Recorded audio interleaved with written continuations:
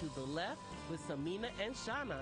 Here are our hosts, Samina Mustafa and Shauna East. That thumbs up is... I think that... does it. Welcome, everyone. You're listening to the Left. That was our fearless producer, Lady B. Hello, Lady B. How are you? We're good. We're back. We were giving each other a thumbs up, I think, because our live stream is on our page. Is that what the thumbs up means? No, the thumbs up means that the microphone is on. Oh, that's even better. Yeah, I don't know about the Facebook Live. We're just going to have to fly non-seeing. At some point, though, hopefully in the very near future, if you are hearing this on the airwaves on WCPT 820, you could also see us on a Facebook live stream. So all of our handles are at To The Left Radio. You're listening to the Left. And we're back. Oh, it looks like we really are on our Facebook page, so everyone can tune in and see my face today, which is hashtag no makeup, hashtag no filter. Hashtag don't care. Okay, perfect. We're back. Okay, so we got lots to talk about, and we have an exciting show talking about election reform, campaign finance reform. We've got Georgia Logothetis from Common Cause Illinois, and we're going to have Elizabeth Lindquist call in from Represent Rockford. So we're doing a regional show today. It's pretty cool. But you wanted to talk about something first, Shauna. I did? So I'm sure our Facebook Live feeds are a little bit different than each other's, but I'll tell you what's been going down mine the past couple days. Yeah. It's been some controversy to do with endorsement of Lori Lightfoot by Our Revolution Ill Chicago. Okay. Is it Illinois, not just ill like illness? Well, IL Chicago. No, I'm being just silly. Being silly. So the controversy is, Clem Balanoff is the co-chair of that group, and people are a little frustrated, to say the least, that, and I actually, full transparency, was a board member of this very chapter and am no longer. Were you a board member or a board member? I mean, that's what they're called, but to me it's like, in Our Revolution terms, a board member, you're supposed to have elections, you're supposed to have members that elect the leadership, it's supposed to be democratically run.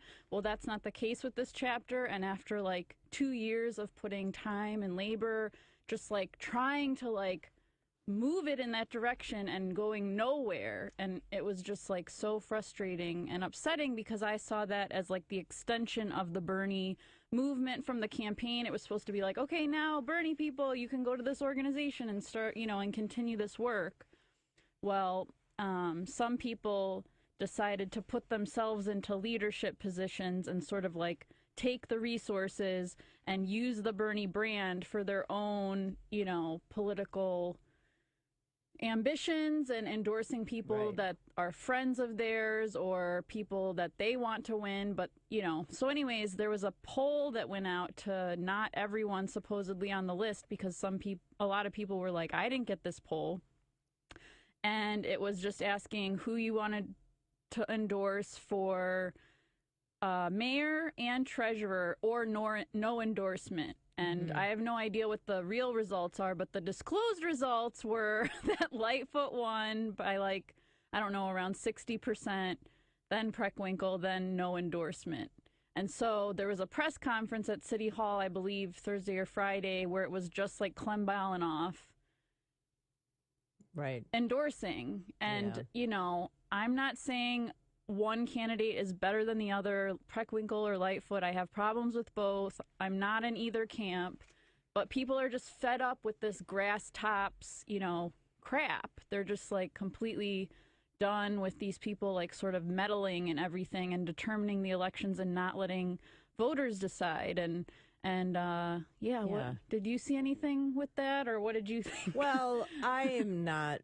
I've been seeing this sort of non-democratic, progressive, machine-like operation now for over a year. I mean, I dealt with it in my own race, is that people were just the people who we think we can get power through or influence, like we can influence or control. Those are the people we're going to endorse. Or again, we owe them favors or something.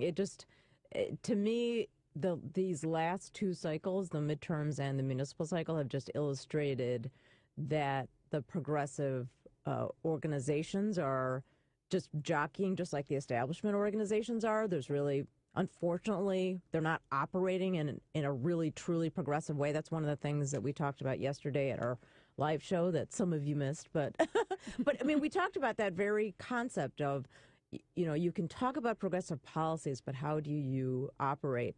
And, there is a disconnect. And I think in this case, it's not even a matter of policies. It's completely anti-democratic. It's like, oh, this basically one or two people are controlling an organization and a brand in this region, and nobody who's really was part of that movement has a say. And so Right. that to me is problematic, because you have taken all that enthusiasm and you've killed it.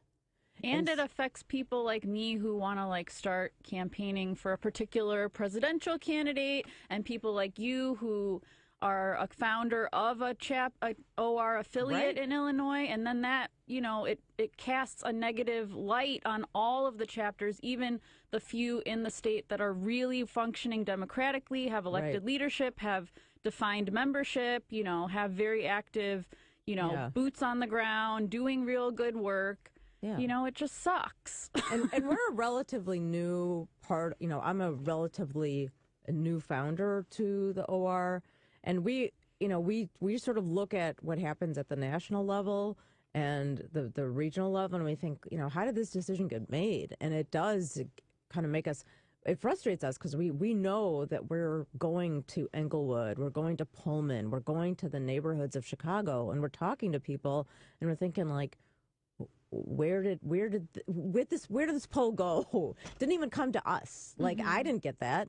I mean, I'm an Our Revolution founder, affiliate founder. I didn't get that poll. I mean, I get that chapters are allowed to do whatever they want autonomously. Like, that's fine. But I think, But we're like a Chicago Rockford chapter. Like if we was truly you know what I'm saying? Like, but I think the problem is that Clem has been behaving as though his chapter is the state chapter since the inception of it in the state. And the OR actually came in and said, no, we're going to separate and actually force an election to have a real state organizing committee. So then they became OR Chicago. And then all of a sudden, like, now there's OR Chicago Facebook page, and now there's ORIL Chicago. And people are like, what is going on? Yeah. It's like, just stop. Like, you have your own chapter. You can do whatever you want. You're OR Chicago. You can endorse whoever you want. You don't even have to have a process.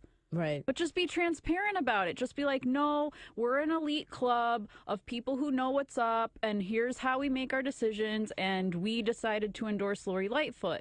Don't act like you're the state chapter and that this is some democratic thing. Right. Like, and the problem with a lot of the headlines, and I think it might have been Marianne Ahern's tweet or something like that, which was like, Bernie Sanders inspired organization endorses Lightfoot. And it almost implies that, Bernie Sanders supporters or Bernie Sanders himself is endorsing her. So it's like, well, that's the point for them. I know. But, and so that's what I want people to understand. Like, I don't think progressives are aligned behind any candidate. If anything, Exactly. that was like, I think that was painfully clear before February 26th, and I think it should be clear now. There are a lot of issues that folks have with both candidates, some more than others. But anyway, can we zoom out a little bit? So in New Zealand on Friday, there was a shooter who came into several mosques to shoot and kill Muslims who were gathering to worship. And that's actually that's the busiest time in any mosque is on a Friday, because that's when we have our weekly prayers. And I just want to bring up, one, I want to send my, prayers and condolences to the people of New Zealand and the Muslim communities there. I know that for folks here, the communities that I am a part of here in Chicago and here in the U.S. they're hurting. And this is not the first time something like this has happened. There were shootings at other places of worship, the Tree of Life Synagogue. I mean, so we all feel like this is an attack on people at the point where they're the most vulnerable. But really how I tie it to kind of the point of view of this show is the insincerity and the sort of total hypocrisy of Democrats and Republicans and frankly our electeds in saying, oh, this is so terrible that this happened. This is white supremacy. We should completely condemn this.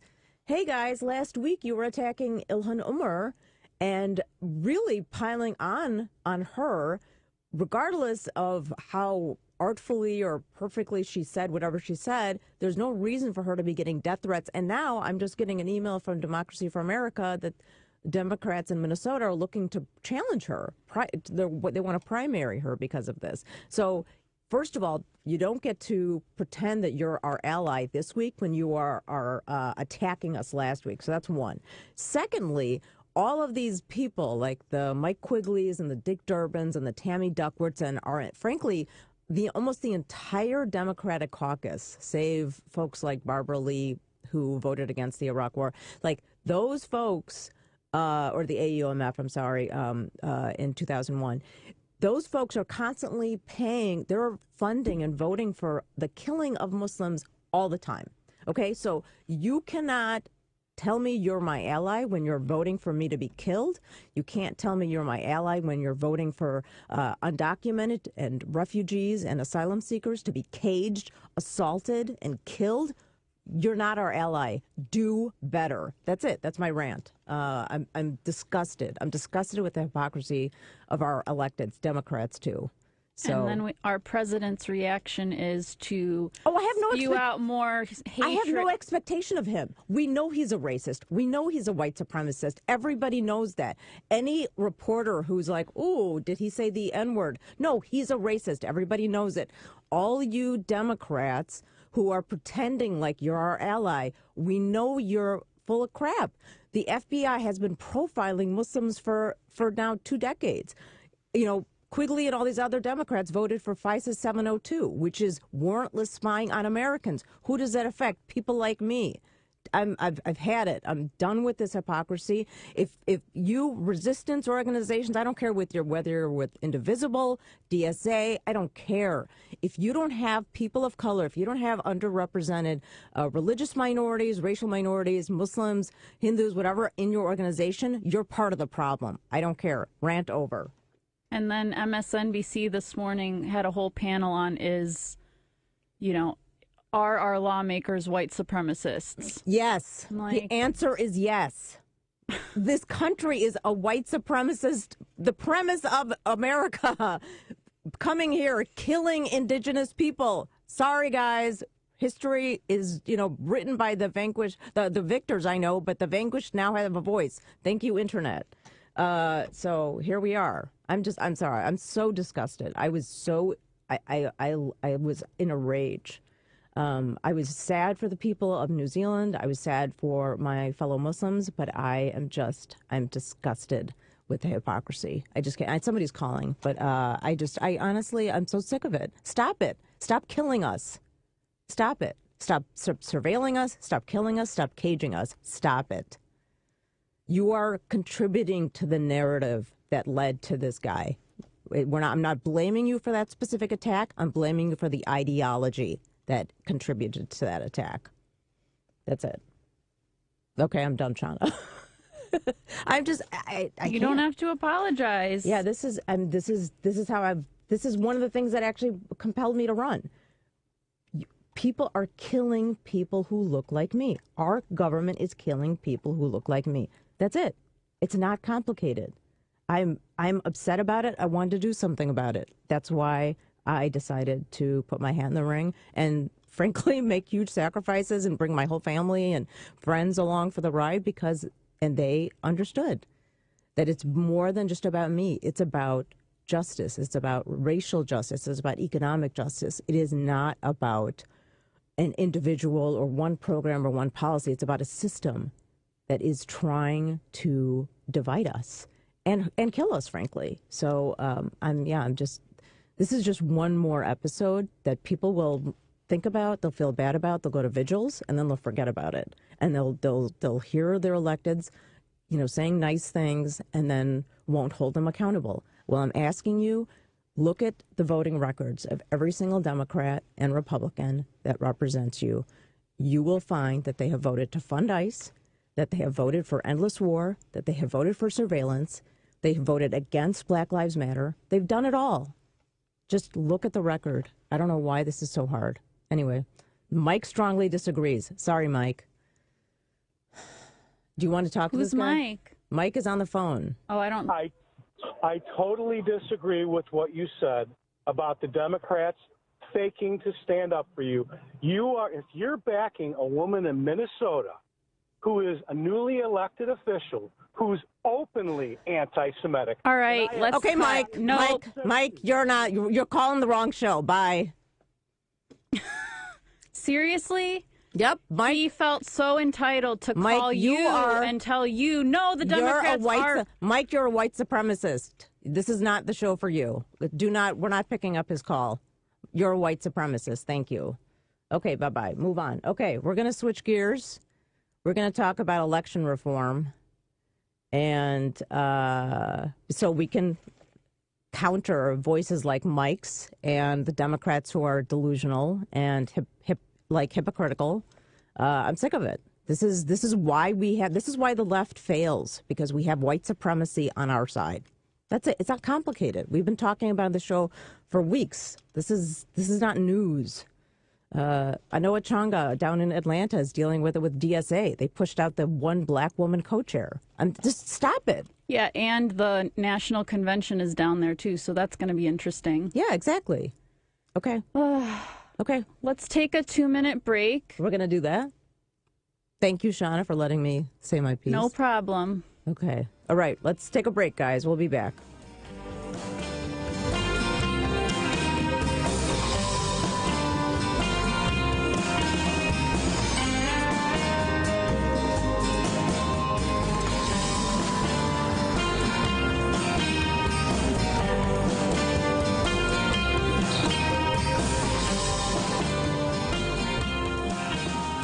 I'm Samina Mustafa. I'm Shauna East. We're producing a show on WCPT Sundays at 1 o'clock. What should we call it? How about Smash the Patriarchy? I like it, but that's a lot of pressure. What about left-leaning ladies? What about womansplaining? Yeah, but what about when we have guys on? What about Madigan's worst nightmare? It gets enough attention. I got it. To the left. I like that. That could work. Tune in to the left with Samina and Shauna on WCPT 820, Sundays at 1.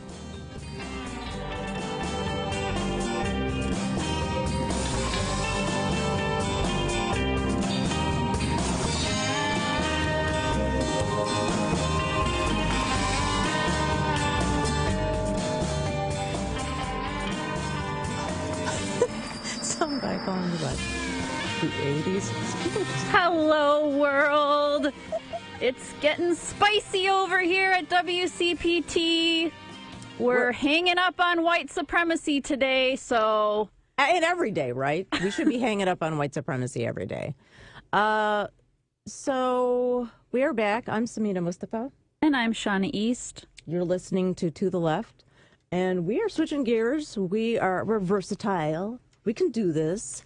We're actually going to switch gears and talk about election reform. And we're really honored to have a special guest from Common Cause, Illinois, Georgia Logothetis. Hi, everybody. Hi. Welcome. Oh, I get applause from our studio audience. They're super tiny, but super I've been loud. waiting to do that. I didn't think it was appropriate during the last section. Yes. Okay.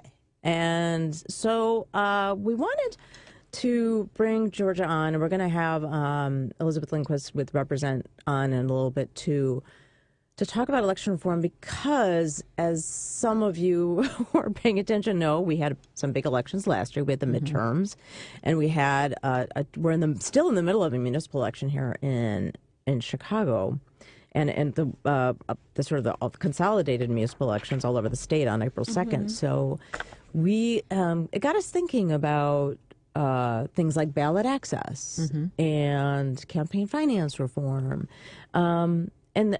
Some of the folks who listen to our station, I think, know that something is wrong with our election system, but they're not really sure where to start. So we thought a little primer would be in order. So that's why we invited you to join us. So thanks for being here. Some of the things I just talked about, I used sort of terminology. If you could maybe unpack some of this, like when we talk about ballot access, what does that mean? Sure. Yeah. So I'll give you a great example, and I'll actually tie it back to your previous segment. There is a Republican representative in Iowa, Steve King. Oh, yeah, heard of him. And I'm sure many of your listeners have heard of him. He follows and retweets many white supremacist accounts on Twitter. He's been reprimanded by the House for his white supremacist views, and yet he was reelected, and he continues to be reelected, and that's in large part because of something called ballot access.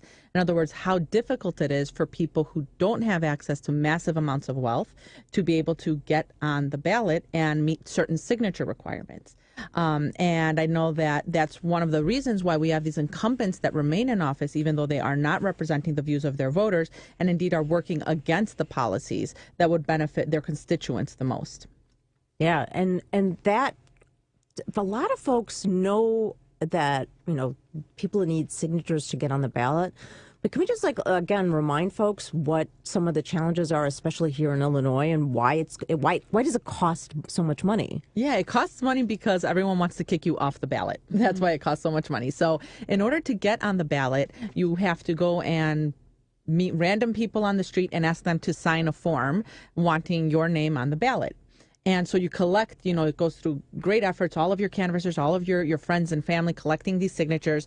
And the signature requirement actually is quite high. So it's 25,000 in some cases, which is a lot of signatures to go through, especially considering the fact that they can't have signed any other petition. And right? even more for independent candidates, Exactly. or, it's very much an obstacle for third-party candidates. And absolutely. And it's meant to be that way. It's structured so that, again, everything goes back to protecting incumbency and protecting the status quo and people who are currently in power. So those high signature requirements are a key part of making sure that fresh voices do not get on the ballot and challenge the status quo. So let's say that you happen to go and let's say you get 50,000 signatures and yay, your family and friends did all of that fantastic work. Every single campaign is now going to go through those signatures and challenge them. And it's actually a legal challenge. So you need a fleet of attorneys to fight for the fact that your team did a good job and got these good signatures on. So a result of this process is that really only the very wealthy or well-connected can actually afford to run for office and get access to the ballot. And that's not even counting the money that you actually need to run a campaign. Right. And I can just say from my own experience and also seeing what happened in this municipal cycle, it'll be something as simple as, you didn't sign, a voter did not sign the same way they signed when they registered to vote, because that's the signature that's on file at the Board of Elections, wherever your jurisdiction is. Similarly, they might say this person moved, they're no longer registered to vote at that address, and that happens all the time. And then I actually saw something that from a candidate who's a supporter of the show, Miguel Bautista, was running in the 28th Ward, and some of the folks who signed his petition, their registration was challenged, saying they weren't even registered voters. And so everything. And they pulled out all the stops, and he actually ended up making the ballot because, again, those were registered. In fact, one of my co-founders of my OR affiliate, Martise Chisholm, her registration was challenged. I'm like, I know this person. She's like, I know, I've lived here. This is my signature. Yeah. But I mean, again, that's exactly what happens. And so, and then it takes time out of their actual campaign because you're down, verifying signatures. You're down in the court. And then by the time you get done, it's like there's a week left to campaign or 2 weeks if you have money left. Yeah, it's absolutely meant to muck up the system. And we see it similarly in just general voting across the country, right, where people's voting records are being challenged in the sense that they hope that you just give up and don't vote. If you have to show up to a courthouse, pull your birth certificate to prove that you're an American citizen, go and pull your registration records. There are all these hoops that are being placed up by Republicans and Democrats alike to prevent A, people getting on the ballot, and B, people entering the voting booth to vote for the people on the ballot. Yeah. And so, like, all of those, like, structural barriers, there's another one we were talking about before we got on the show, which is actually where folks are sort of placed in districts. So it's a practice that is unfortunately too widespread, which is called gerrymandering. And there's Shauna, you and I were asking Georgia about this before we got on air, but there's a Supreme Court case that's going to be heard shortly. So can you talk about that case? Yeah, that's a big case. So it's Common Cause v. Rucho. It's coming up right now, the last week of March in the Supreme Court. And it is a landmark case against what's called partisan gerrymandering. So in America, we have this basic principle, right, that as voters, you get to choose your elected representatives. Gerrymandering turns that on its head. It allows politicians to pick their own voters by drawing these really wacky looking district lines. So they'll pull a line all the way up north to get a really rich neighborhood in their district, or go ahead and do a weird little circle around part of their district to avoid minorities or to pack.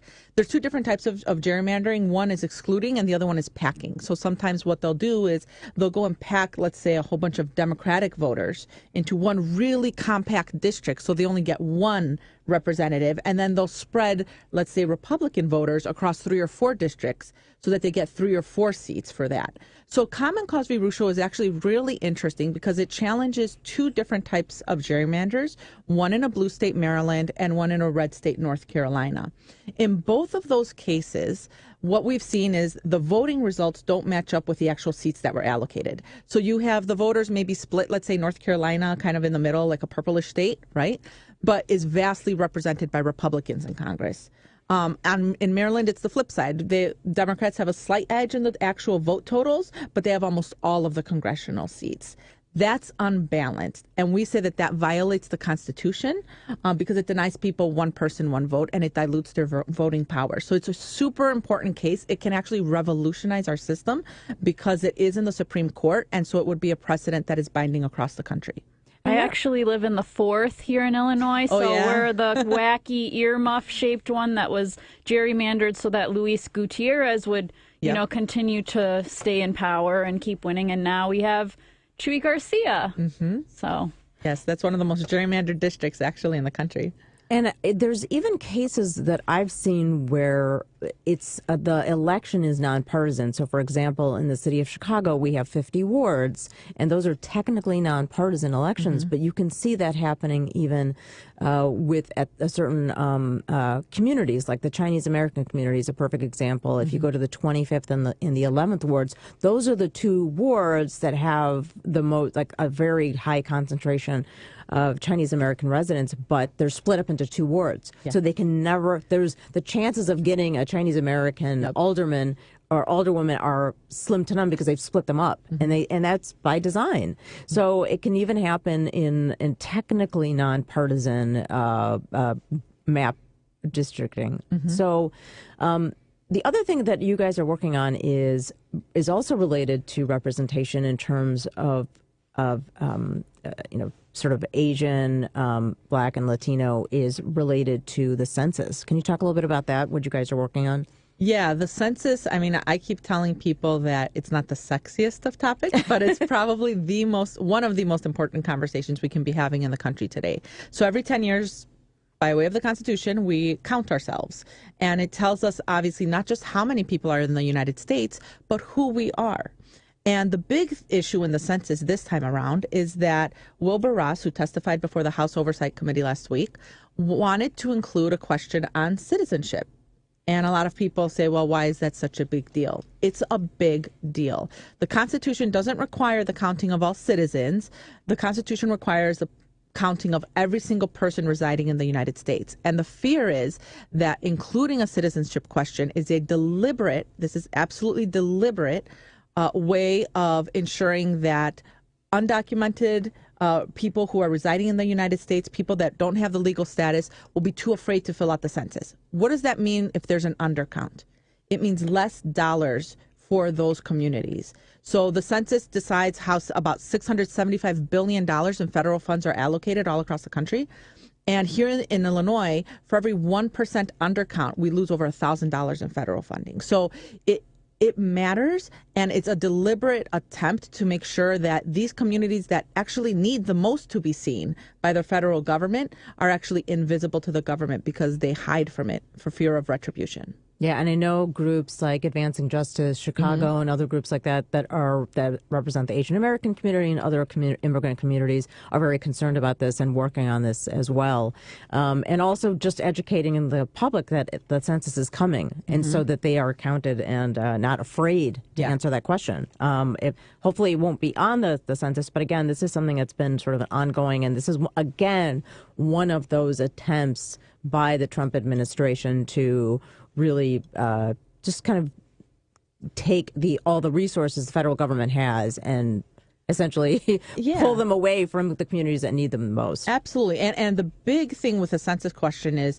I mean, they sent Wilbur Ross to testify on Capitol Hill, but the decision really, according to all of the evidence that was presented at that hearing, came from Steve Bannon and Chris Kobach. And Chris Kobach, obviously the former Secretary of State, who is one of the country's top voting suppressors. Right. So it was a deliberate attempt, and the Supreme Court will be deciding very, very soon on that extremely important question before the census forms go to print.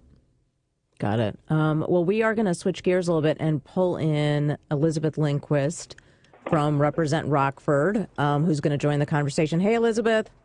Hi, how you doing? Great, great. Thanks for coming on the show. Hi, Elizabeth. Thanks for having me. Hello. Hi, Shauna. So Elizabeth is part of, just full disclosure, Elizabeth and I started our Revolution affiliate called Illinois for All. But Elizabeth has been a long champion of working on electoral reform and campaign finance reform. And one of those organizations that is a national player in this is called Represent.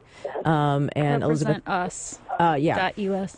.us, and there's a chapter that Elizabeth leads out in Rockford, and so campaign finance reform is obviously a big part of this, and so we wanted to pull Elizabeth in about this as well. So can you talk a little bit about what Represent does and about some of the things that Represent is working on? Sure. Represent Us is it's pretty unique because it's a national organization that pulls together independents, progressives, and conservatives, and is trying to build on America's long tradition of pursuing federal reform through the states. And in 2018, we had 23, we helped pass 23 transformative anti-corruption laws, from anti-gerrymandering and ranked choice voting to sweeping ethics and transparency laws. And all these were passed through cities and states and were things that we helped work on. So the kind of unique thing about Represent Us is that we really are intentionally cross-partisan, and our path to victory on these issues comes from working through the states. Because, you know, we can talk about different reform ideas, you know, all day long until we're blue in the face, and there are all sorts of awesome ideas out there, but the real question is, how do you make that happen? I mean, we started Represent Us, and the national organization started in 2012. The Rockford group has been going since 2012. There were tons of other groups like Common Cause working on all these things long before that, but we haven't seen a lot of real change. And so a couple of years ago, Represent Us made this move towards working in the city and states. And I think it's a real viable path to victory on these issues. Can we talk a little bit for 1 second, just explain for folks who don't know about ranked choice voting? I think there's been a lot of interest in it recently from people that I'm hearing, and if you could just explain what that is and how it works. Well, it's a system by which voters don't just pick one candidate. They rank their candidates depending on how the system is set up. They may be able to rank 5 candidates: your first choice, your second choice, third choice, fourth choice. And then there are actually rounds.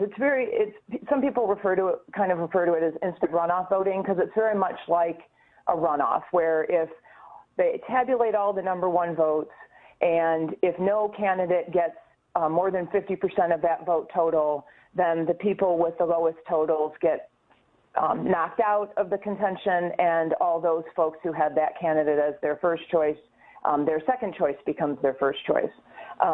And that process is done, not in different elections as it would be if you had a runoff election, like, with elections in Chicago. It's all done, just with one election in real time. And so we have found that there's pretty decent evidence to show that more people will have one of their preferred candidates representing them in that type of scenario. And there are some other benefits in that it's been shown to decrease negative campaigning because politicians, candidates, don't just have to appeal to their own voters. They still want to be somebody's second choice, too. So There's a lot of evidence to show that it results in less negative campaigning. And it really cool news is that in Maine, we just in November had the first federal official elected by ranked choice voting, and that is in Maine's 2nd Congressional District. Jared Golden won that race through ranked choice voting, because there are a lot of municipalities that do ranked choice voting now in the U.S., but that was the first time there was a national, a federal official elected by ranked choice voting. So that's pretty cool. And that's another organization that you're active with too, right, Elizabeth? The organization called Fair Vote, which is one. Fair Vote. And that's kind of when Fair Vote held an event, a day-long event here in Chicago back in October. And that really helped ranked choice voting and the whole discussion about ranked choice voting become, more prevalent in Chicago.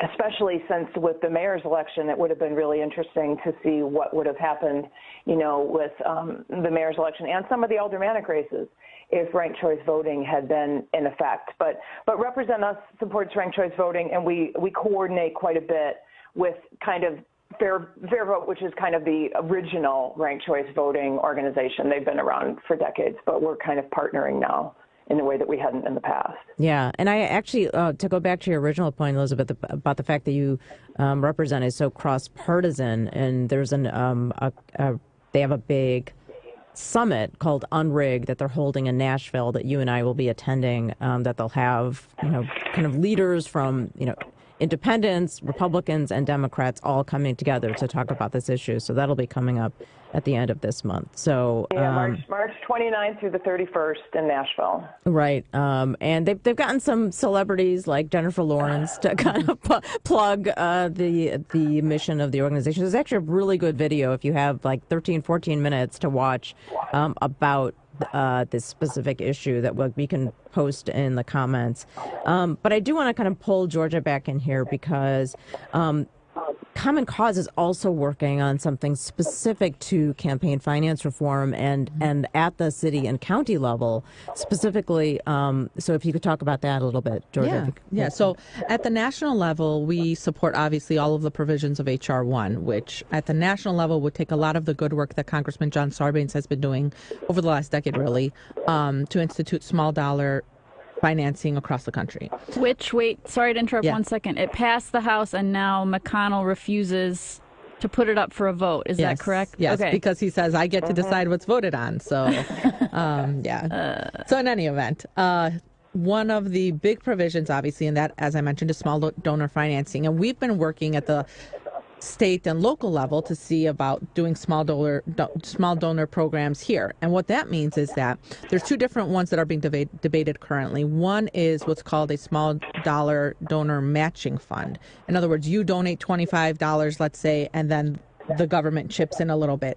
And that's meant to amplify your voice so that candidates who have a lot of grassroots support, all of a sudden their coffers are doubled and they have more chances to get on the airwaves and do field and canvassing and have a better shot at actually winning and not being drowned out by multi-million-dollar campaigns. The other one that's being debated is the voucher system. And that operates a little bit differently. And there's a lot of people that say that that's far more equitable because in a voucher system, you would receive every person that's eligible to vote or every person that's eligible for the program would receive a certain amount, let's say $20, to donate to the campaign or campaigns of their choice. And that works because it's far more inclusive. Think about it. How many people actually donate to political campaigns? I know that we live and breathe politics here, but most people don't. I saw like something as low as 1%. 1%, absolutely. And so think about how many people in the United States, only about 1% actually donate to campaigns. So a voucher system across Illinois would bring in an entire demographic that is not tapped into this kind of churning of dollars in campaigns. And so it's said that it's a lot more equitable. So Common Cause has been working to educate lawmakers, to educate organizations about both of those options, and then advance a bill that would work for, obviously, our state and our specific situation. Got it. And so we're actually need to take a quick break, so we'll be back. But if you have questions, you can reach us at 773-763-WCPT on this subject of election reform, or put a comment on our Facebook Live, and we are going to be back in 2 minutes.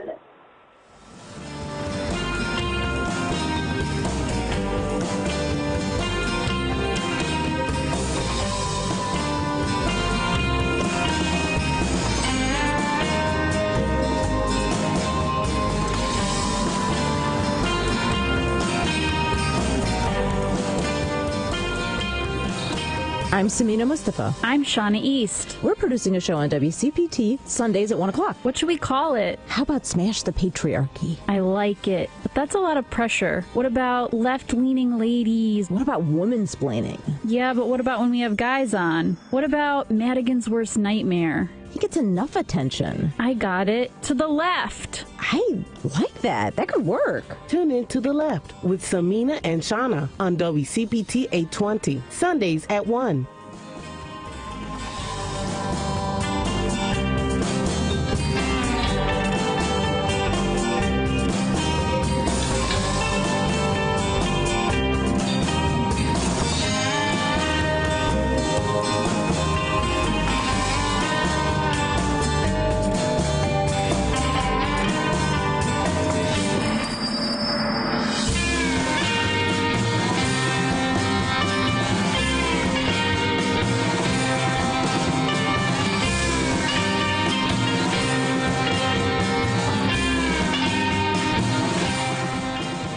We're back. Did you miss us? We're back. We are back. This is To the Left. I'm Samina Mustafa. I'm Shauna East. You're listening on WCPT. We are also on the interwebs. We have a Facebook page at To the Left Radio on Facebook. All of our handles are at To the Left Radio. We are talking to Elizabeth Lindquist of Represent Rockford and Fair Vote, and Georgia Logothetis of Common Cause Illinois. We're talking about election reform, and we just we're hearing about some proposals to engage more voters in the voting process, specifically ranked choice voting, and also either voucher programs or small dollar donor programs to support independent candidates, these are all really interesting, powerful ways to increase participation on all levels. One thing I also feel like people are talking about, and I'm not sure if anyone's working on this, is changing the date of when we have elections, specifically in Illinois. Because for those of you who are listening from, I don't know, maybe Finland, our elections, our primary in the state of Illinois is in March for federal elections, and for municipal elections, we have a primary in late February, and then the general, as it were, in April. But it gets really cold here. So that means that people are knocking on doors. They're trying to reach voters when it's one of the coldest times of the year. So, and right positioned with the holidays so that you're like offending them if you come knock on their door from basically Thanksgiving to New Year's. Pretty much, yeah. So exactly. So, and try fundraising in that environment. It's not easy. So, but anyway, I wanted to see if Georgia, if you could chime in on that point. Yeah, I mean, everything that we've been talking about up until this point, the small dollar funding bills, the reforms, everything is about opening up the system to have more people participate. This example that you mentioned is just another part of the incumbent protection racket, right? So it's very deliberate that they decided to do and schedule all of these dates so that challengers don't have access to the ballot. There are movements in the city level, and a lot of people actually want to move Illinois. Generally, it's primary a little bit as well.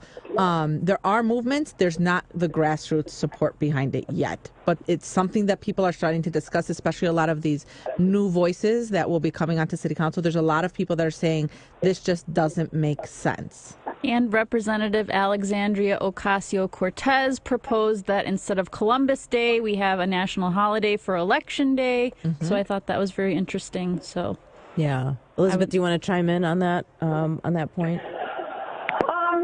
Well, I mean, it depends on what. I mean, I know it's an issue is the municipal elections in February. I think moving Illinois' federal primary to later kind of makes us even less important. So it's a complicated issue. It depends on what election day you're talking about. And so to clarify for folks, to just clarify that, that means that when it comes to selecting a Democratic or Republican nominee, if Illinois later, our sort of primary significance gets less, because if we're after Super Tuesday, for example, right? That's what you're referring to. So like California just became more important because they moved up their primary date. Yeah, no, I don't think anyone's talking about making it later. Yeah. Well, I think we kind of have to think about making it later because, right now, I think do we know, I don't remember what the date is in 2020, but in 2018, it was March 20th, right, was the primary date. And so, and I'm pretty sure Super Tuesday for 2020 is going to be March 7th, and that's California and Texas.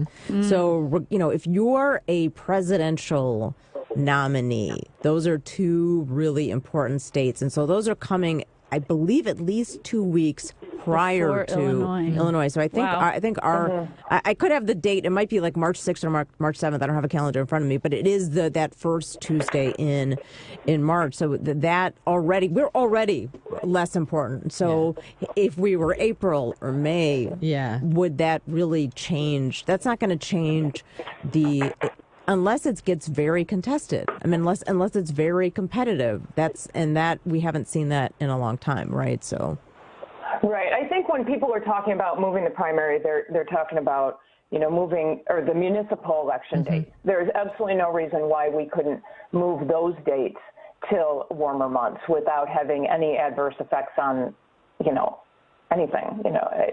It would make it easier for canvassers and signature gatherers. Yeah. Super Tuesday is March 3rd. I'm looking it up so I right was now. close. I was close enough. You were close. Close enough. But I mean, still, but in Illinois, when's Illinois? I think then this has to be the 17th, which would be 2 weeks later. So on St. Patrick's Day. There you go. One thing that we haven't. If you're an Irish candidate, it's your day. One thing we haven't spoken yet, and not to take us off track, but now that we're talking about the importance of Illinois and the Electoral College, I'm going to tie it back to the census. Okay, let's do it. Every single census since I believe 1950, 1960, Illinois has lost a congressional seat. So the congressional seats are actually apportioned by how many people are in the state. The more people you have in the state, the more congressional seats you get. Right.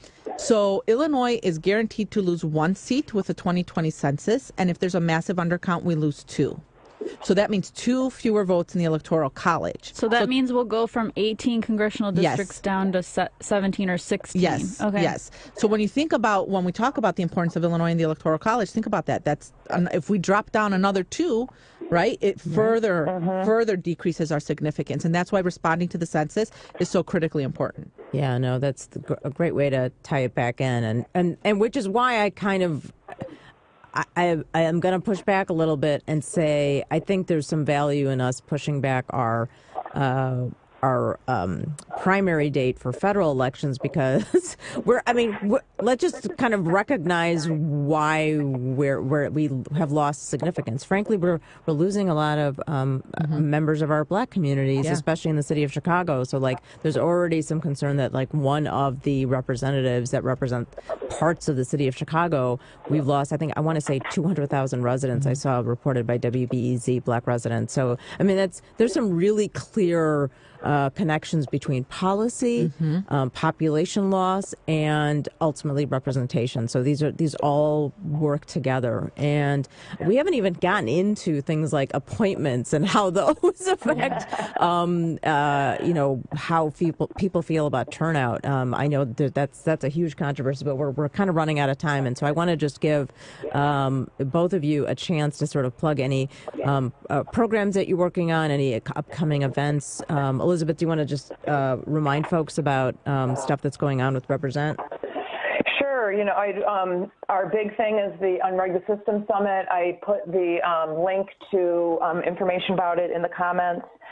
It's a really big deal. It's kind of unique in that we really do bring together people from across the political spectrum. So it is not a left-wing event, and so it's might not be everybody's cup of tea, but really everybody who's anybody in the democracy reform, election reform movement will be at this event.